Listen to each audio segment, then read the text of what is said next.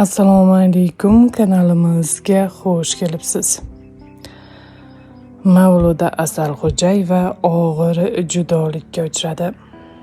Mavluda Asalxo'jayevaning turmush o'rtog'i bu yorug' olamni tark etdi.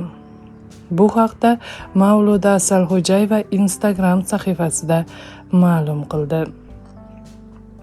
Bugun 26-aprel kuni turmush o'rtog'im Davlet Qilichev bu dunyodan ko'z yumdilar.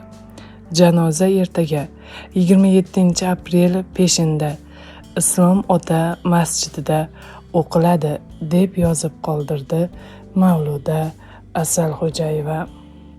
Ma'lumot uchun, Mavluda Asalxo'jayeva 1963-yilning 15-oktyabr kuni Qirg'izistonning Jalolobod tumanida dunyoga kelgan. Mavluda Asalxo'jayeva institutni tamomlab yo'llanma asosida Turkmanistonga ishga yuboriladi. U Destan ansamblida tajriba orttirish bilan birga bo'lajak turmush o'rtog'ini ham uchratib qoladi.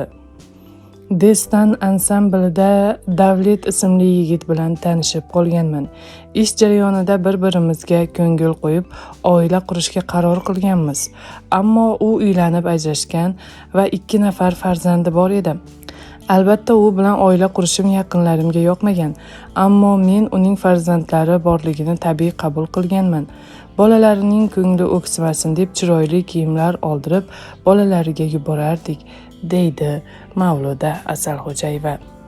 Mavluda Asalxo'jayeva dunyodagi eng yaxshi rafiqa va eng yaxshi ona ekanligini turmush o'rtog'ining 2 farzandini o'zi tarbiya qilganidan bilish mumkin. Mavluda Asalxo'jayeva uning oila a'zolari, yaqinlariga chuqur hamdardlik bildiramiz. Marhumning joylari jannatda bo'lib, oxiratlari obod bo'lsin.